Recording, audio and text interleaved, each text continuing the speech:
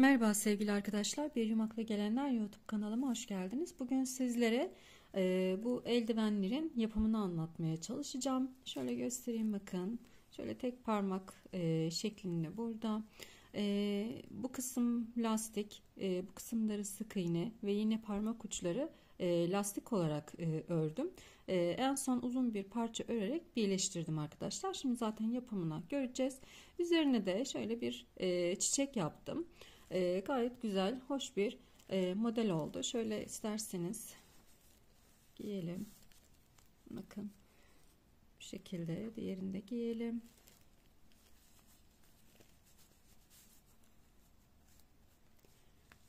Gerçekten bakın gayet şık, güzel.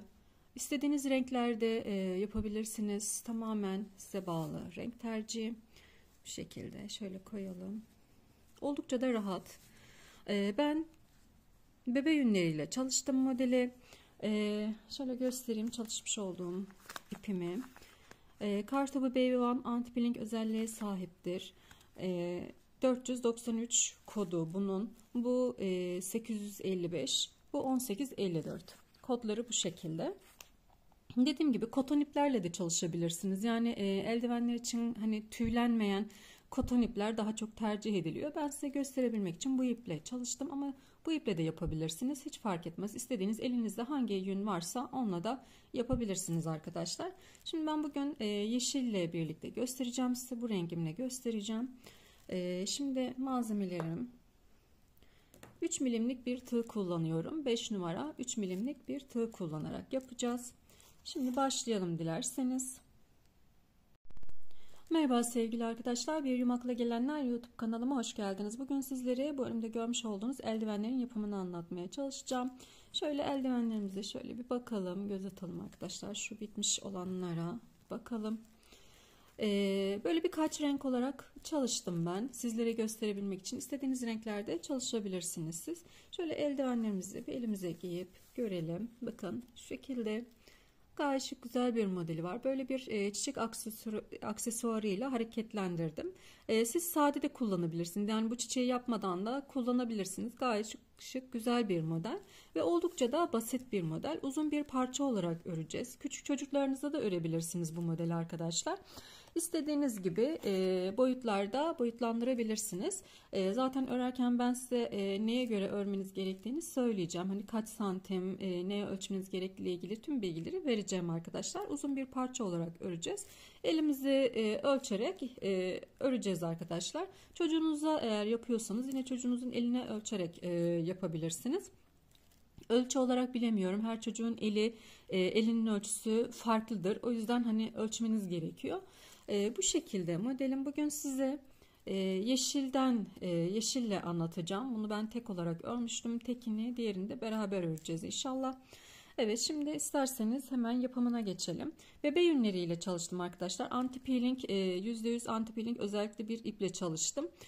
İstediğiniz iplerle çalışabilirsiniz. Koton ipler tercih edebilirsiniz. Benim ipim de tüylenmeyen bir ip. Elinizde hangi ip varsa onunla yapabilirsiniz arkadaşlar. Şimdi isterseniz yapımına geçelim.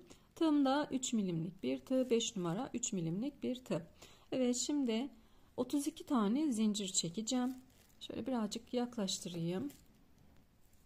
Şimdi 32 tane zincir çekeceğiz. 1, 2, 3, 4, 5, 6, 7, 16, 17, 18,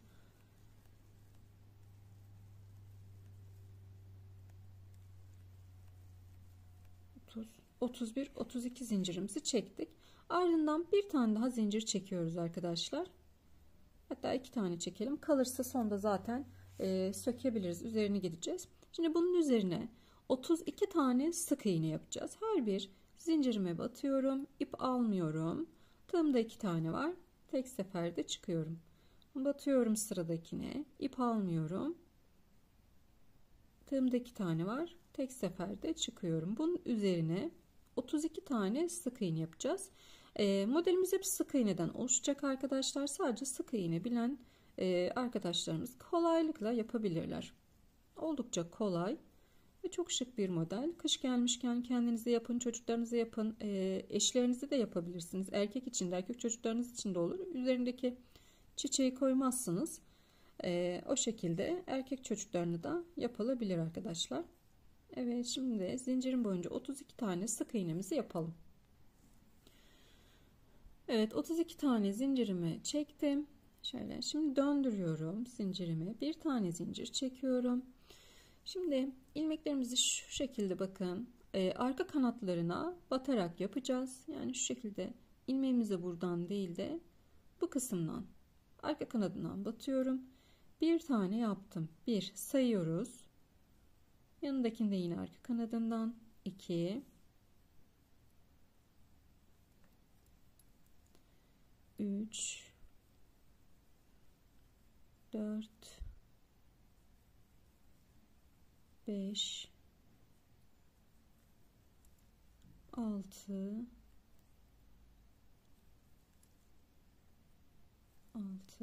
7 8 tane arka kanadından batarak sık iğne yaptık. Şimdi 16 tane de normal ilmeğimize batarak yapacağız. Bakın arka kanadına batmıyorum. İlmeğimi batarak yapıyorum.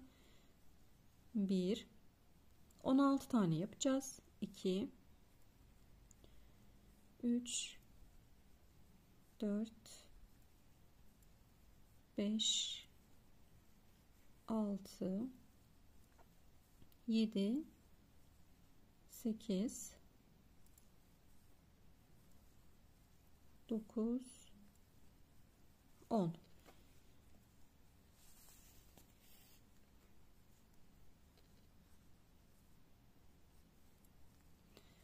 11 12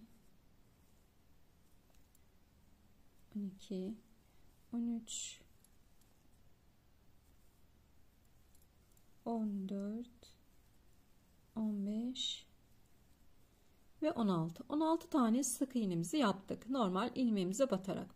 Şimdi sonda 8 tane sık iğnemiz kaldı. Bu 8 sık iğneyi de başta yapmış olduğumuz gibi arka kanatlarından alarak sık iğne yapıyorum. 1 2 3 4 5 6 7 8. Evet. Şimdi bir üst sıraya geçeceğiz. İpimi, evet. Yine döndürüyorum. Bir tane zincir çekeceğim. Şimdi ne yaptık? Başta 8 tane arka kanatlarından alarak sık iğne yaptık. Daha sonrasında 16 tane ilmeklere batarak sık iğne yaptık. Ve yine 8 tane arka kanatlarına batarak sık iğne yaptık. Bunları eldivenimiz bitene kadar hep bu şekilde devam ettireceğiz. Sayılarda eksiltme artırma yapmayacağız. Şimdi bir zincir çektim, yine arka kanatlarına batarak 8 tane sık iğne yapıyorum. 1 2 3 4 5 6 7 8 tane sık iğnemi yaptım. Şimdi 16 tane ilmeklerime batarak sık iğne yapacağım. 1 2 3 4 5 ilmeklere batıyorum. 6 7 8 9 10 11 12 13 14 15 16 tane ilmeklere batarak sık iğnemizi yaptık. Şimdi son 8 taneyi de arka kanatlarından alarak sık iğne yapıyorum. 2 3 4 5 6 7 ve 8. Devam ediyoruz yine. Bir zincir çekiyorum. Yine arka kanadından alarak 8 tane sık iğne yapıyorum. 2, 3, 4, 5, 6, 7, 8. Evet, şimdi normal 16 tane ilmeklerime batarak sık iğne yapıyorum. 1, 2, 3, 4, 5, 6, 7, 8, 9, 10, 10, 11, 12, 13, 14, 15 ve 16. Evet, 16 tane yaptım. Şimdi kalan 8 taneyi de arka kanatlarından alarak yapıyorum arkadaşlar. 2, 3, 4, 5, 6, 7 ve 8. Evet, bu şekilde ilerleyeceğiz. Hiçbir değişiklik yok. Eldivenimizin sonuna kadar aynı şekilde devam edeceğiz arkadaşlar. Bilek ve parmak uçları lastik, orta kısım sık iğne olarak yapıyoruz. Şimdi ben bunu kaç sıra yaptım? Benim elimin ölçüsüne göre 33 sıra sık iğne sırası yaptım arkadaşlar. Siz elinize ölçeceksiniz. Yani şöyle koyacaksınız. Bakın şu şekilde koyacaksınız. Diğer taraftan şuradan birleşimimizi yapacaksınız. Dönecek. Şöyle tutayım. Şu şekilde dönecek, gelecek. Şurada iki taraflı olarak birleşimimizi yapacağız arkadaşlar. Dediğim gibi benimkisi 33 sırada tamamlandı. Bittikten sonra ben size santim de veririm. Şu uzunluğunun santimini de vereceğim size şimdi. Şimdi bakalım. Uzunluk olarak şöyle koyuyorum. 15 santim uzunluğumuz var. Dediğim gibi ben 33 sıra ördükten sonra yine ölçeceğim. Kaç santim yapmışım onu da yine ölçüsünü vereceğim size. Şimdi isterseniz devam edelim. Bittikten sonra nasıl birleştirdiğimizi göstereceğim size. O kısma kadar gelelim. Arkadaşlar ben tamamladım eldivenimin ölçüsünü. Şimdi 33 sıra bu şekilde 33 sıra ördüm. Şimdi şöyle bir ölçüsünü de vereyim. Uzunluk ölçüsünü de vereyim size. Evet, 13,5 santim gibi, neredeyse 14 santim de diyebiliriz arkadaşlar. Bir ölçümüz var. Benim elime göre tam. Sizler de bakın şu şekilde ölçüyorum. Ölçmeyi de söyleyeyim. Bakın şöyle koyuyorum. Elimin üzerine parmağımla tutuyorum.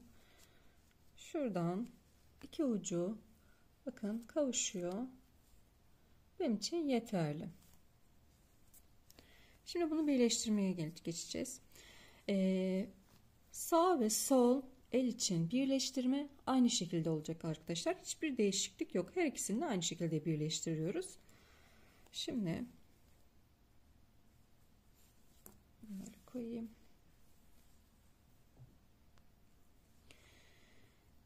Şöyle en son sökülmesin diye bir zincir çekmiştim. Onu söktüm. Şöyle iki ucunu birleştireceğim. Döndürüyorum.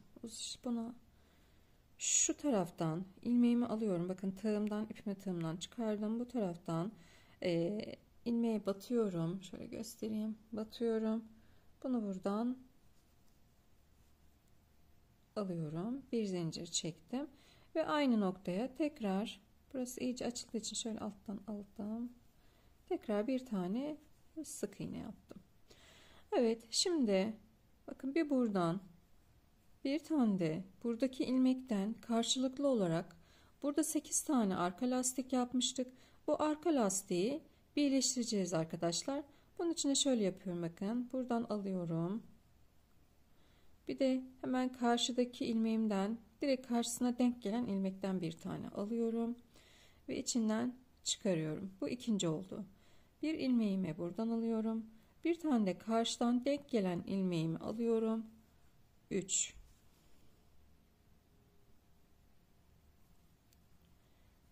4 5. Bakın bir buradan alıyorum. Bir de karşıdan alıyorum. 6. 7 ve 8. 8 tane kaydırmayla birleştim. Bir tane zincir çekiyorum ve burada ipimi kesiyorum arkadaşlar. Burası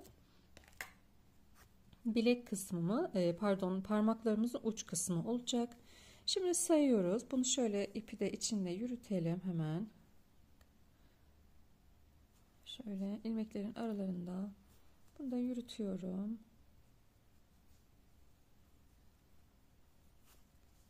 Evet. Şimdi bakın karşılıklı olarak birleştiriyoruz ve sayıyoruz. 1. Hemen karşılıklı ilmeklerimiz burada karşılıklı. Bakın görüyor musunuz? 1, 2, 3, 4, 5, 6 tane ayırdım. Yedinciye ilmeğimi takıyorum. Yine diğer taraftaki gibi. Bakın 1, 2, 3, 4, 5 ve 6 tane ayırdım. Yedinciye tığımı taktım. Buradan yine ipimi alıyorum. Bir zincir, aynı yere tekrar bir tane sık iğne yaptım. Evet, şimdi diğer taraftaki gibi birleştiriyoruz. Sarmama gerek yok. Karşılıklı kenarları, ilmeklerimiz eşit olsun. Yeterli arkadaşlar.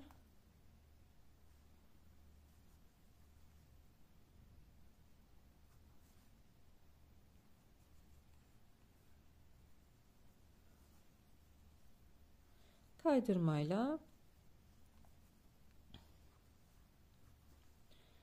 şekilde kaydırmayla bunu da arada yok etmeye çalışıyorum. Karşılıklı olarak denk gelmesi gerekiyor. Buna dikkat ediyoruz.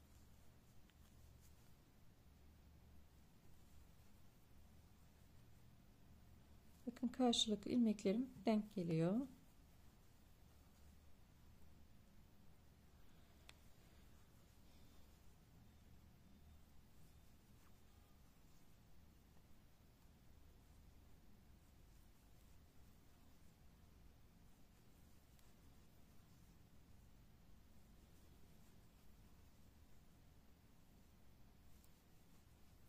Bu şekilde sıra sonuna kadar gidiyorum arkadaşlar.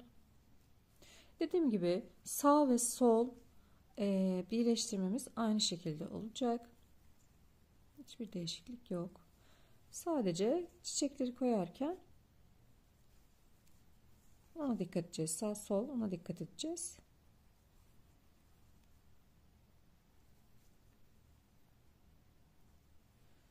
Evet. Bir tane zincirimi çektim yine. Buradan ipimi kesiyorum. Ve birleştirmemizi yapıyorum arkadaşlar. İpimi de gizliyorum o arada. Alt kısımlardan şöyle ilmeklerin aralarından ipimizi gizliyoruz.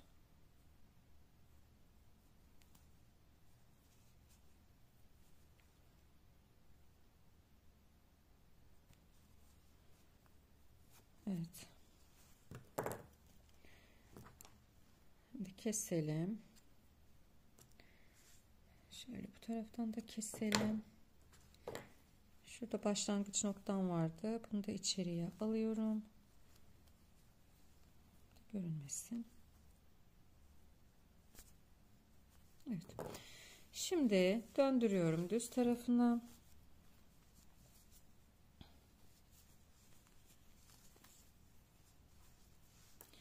Bakın bu sağ elim içinde, bu da sol elim için. Yapacağımız işlem baş parmağımızı sağ elimiz için şöyle bir de giyelim de görün. Evet.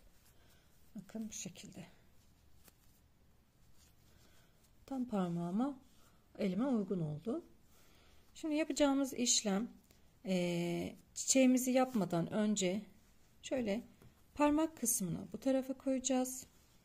Bakın bu tarafa sağ elimize, sol elimizi bu şekilde koyarak çiçeklerimizi yerleştireceğiz arkadaşlar. Bu kadar. Bunu yerleştirmiştim zaten. Şimdi bunun çiçeğini yapacağız beraber. farklı bir iplikle yapıyorum ben. Yani farklı bir renkle yapacağım çiçeğini. Aynı pembe, somon rengimle birlikte yapacağım. Siz istediğiniz renklerde kullanabilirsiniz.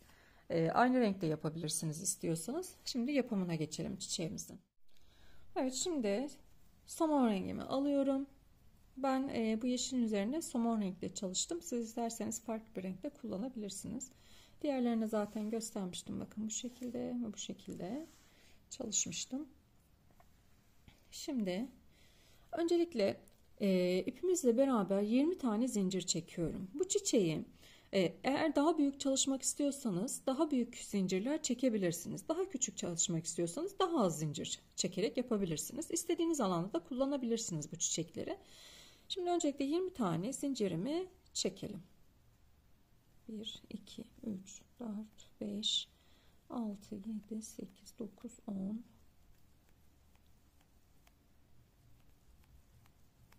20 artı 2 tane daha zincirimi çekiyorum. Artı 3 zincir çektim. Şimdi 1, 2 ve 3.'ye şöyle trabzan olarak batıyorum. Bu baştaki zincirimi saymadan 20 tane trabzanımı yapacağım. Birinci trabzanımı yaptım. 2,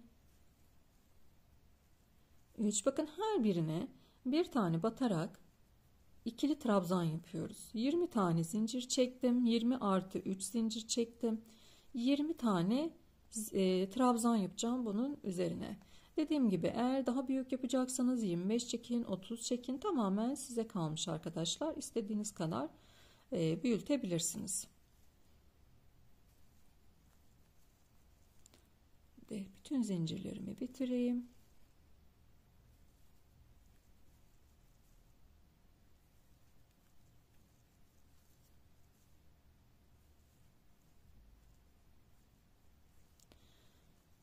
Çok kolay ve şık görünen bir çiçek arkadaşlar. Ben bu çiçeği gerçekten çok beğendim.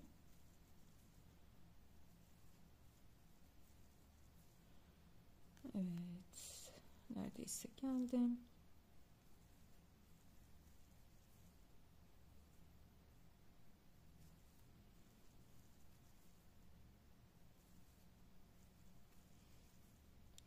Bir sayayım bakayım kaç tane oldu. Öncelikle zincirimizi saymıyoruz. Şu başlangıçtaki şuradaki zincirimi saymıyorum.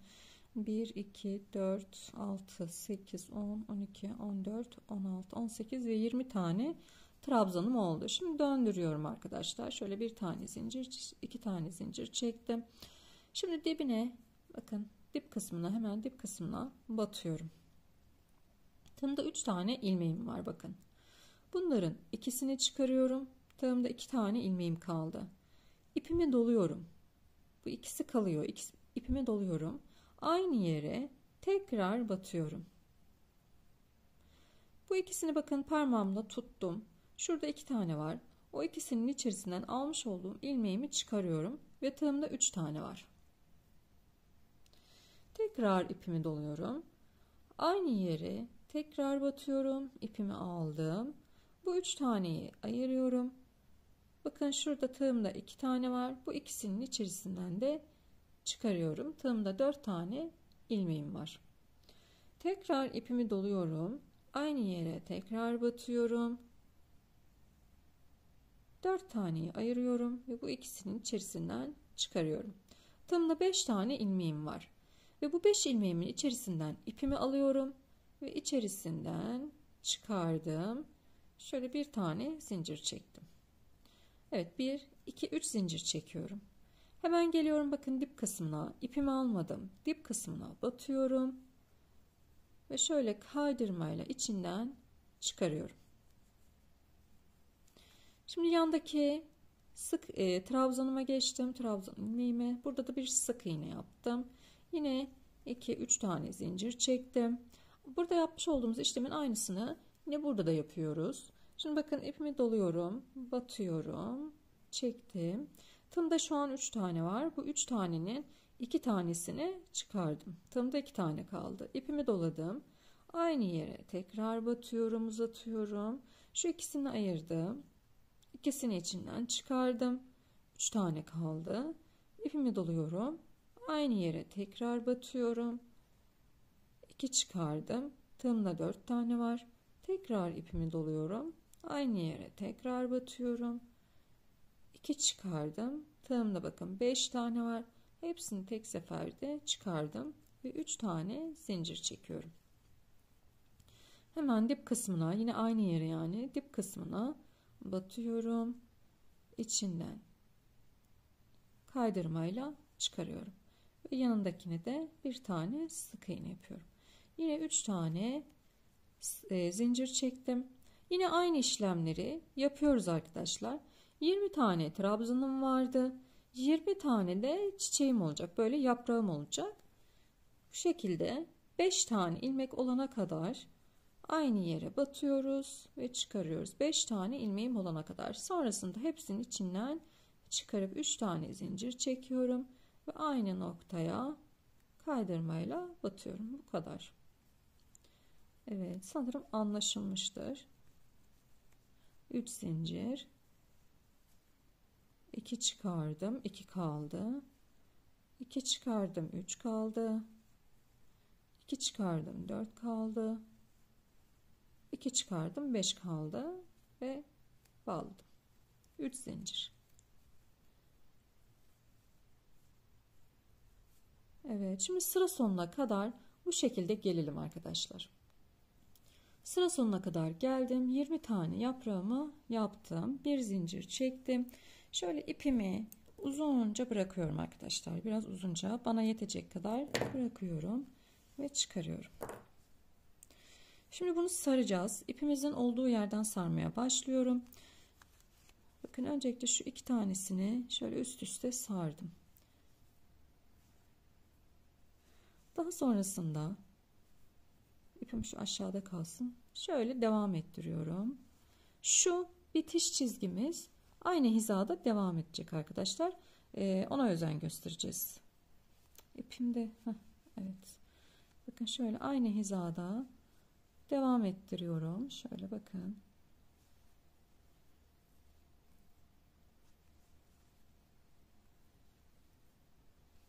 Şöyle döndürüyorum. Zaten bir süre sonra kendi şeklini alıyor bile. Bakın. Şöyle alttan da bakın. Bu şekilde. Şimdi bunu iğneme takacağım.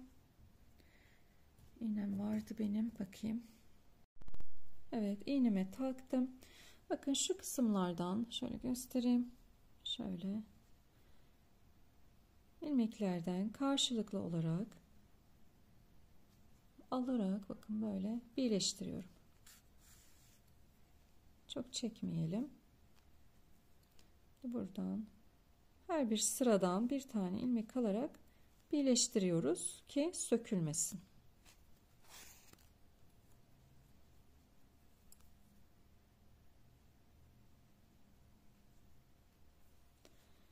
Evet. Bir tane de şöyle buradan batacağım. Şu ortadan çıkacağım arkadaşlar. Şuradan tam çiçeğimizin orta noktasından çıkıyorum. İyice çekiyorum ve tekrar orta noktasından batarak alt kısma, böylelikle sökülmesini engellemiş oluyoruz. Evet, çiçeğimiz böyle. Şimdi bunu dikmeden önce yaprağımı da yapacağım. Şimdi yaprağımı da aldım.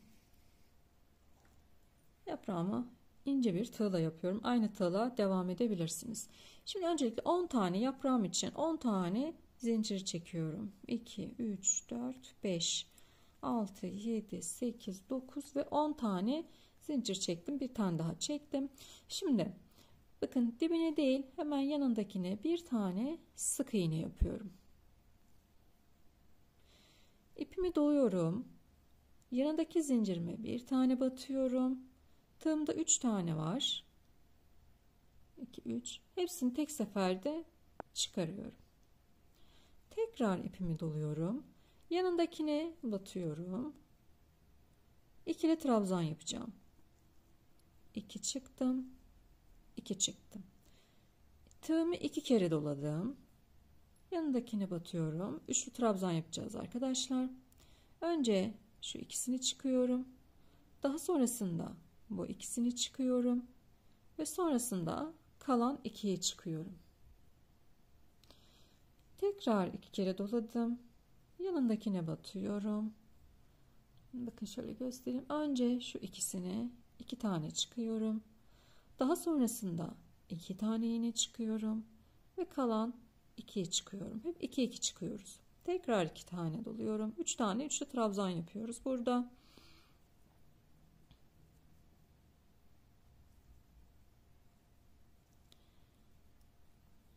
İki dolamamışım. Evet, bir tane. Evet, şimdi 2 çıkıyorum. 2 çıkıyorum ve 2 çıkıyorum. 3 tane üçlü trabzanımızı yaptık. Şimdi ikili trabzan yapacağım. İpimi doladım. Yani şu tarafta yaptıklarımızı terse doğru devam ediyoruz. Bir tane ikili trabzan yapıyorum.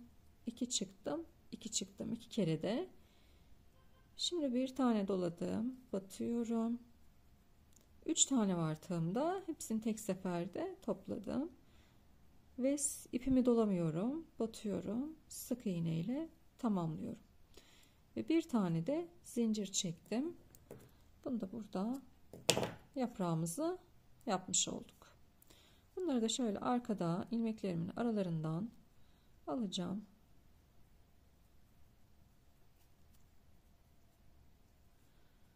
Gözükmesinler.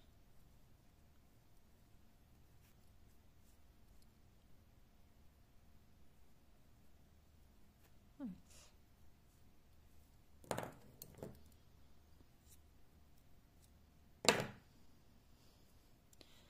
Evet, şimdi şu uç kısımdan çiçeğimizin bakıyorum. Şimdi bakın, sağ taraftaki çiçeğimi yine bu tarafa koymuşum. Yani parmak bakan kısma. Burada da parmak ucum burada, bu tarafa koyacağım. Parmağa bakacak şekilde şöyle alt kısmından şöyle birazcık gözükecek şekilde koyuyorum ve bunu buraya dikeceğim.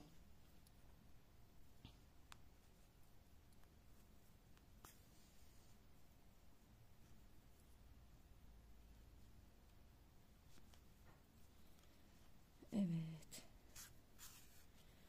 Evet arkadaşlar, bunu buraya diktim. Şimdi bunun üzerine dikmek için de şöyle düzenliyorum. Ve bakın tam şöyle bu kısmına, yani tam ortaya da değil, şöyle kenara denk gelecek şekilde birazcık şöyle çeviriyorum. Evet.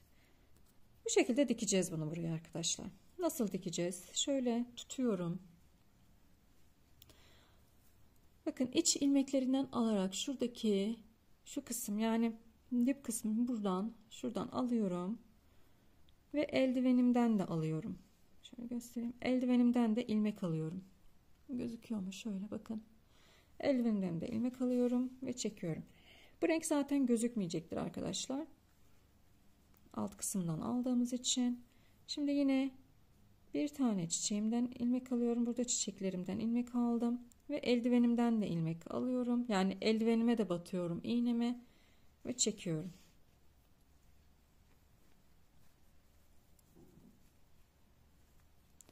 Şöyle dönmesin çiçeğim.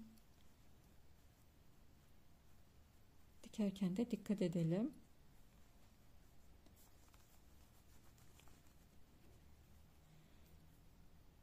Çiçeğimden alıyorum. Eldivenimden alıyorum. Bu şekilde dikelim arkadaşlar. Bir tane iğneyi bir tane çiçekten geçireceğiz. Bir tane de eldivenden geçireceğiz. Sıra sonuna kadar gelelim bu şekilde. Yani çiçeğimizi tam buraya sabitleyelim. Evet, çiçeğimizi diktik. İç kısmında eğer şu pembeliklerin iç kısmında gözükmesini istemiyorsanız arkadaşlar aynı renk iplikle de dikebilirsiniz. Hiç fark etmez. Evet, bunu buraya düğümledim ve tamamdır. İpimi koparıyorum.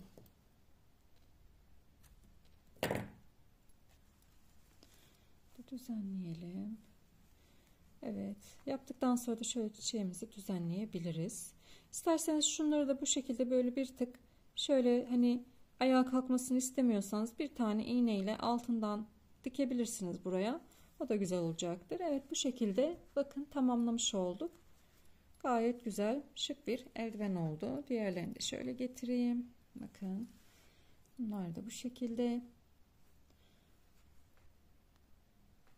Evet, hepsini böyle bir araya getirince rengarenk gerçekten çok güzel eldivenler olmuş oldu. İstediğiniz renklerde hazırlayabilirsiniz. İnşallah buraya kadar kolaylıkla anlatabilmişimdir ve siz de kolaylıkla yapabilmişsinizdir arkadaşlar. Yapacak olan herkese kolay gelsin. Kanalıma abone olmayı ve bildirimleri açmayı unutmayın. Beğeni ve yorumlarınıza da destek olursanız çok sevinirim. Hepinize sağlıklı günler dilerim.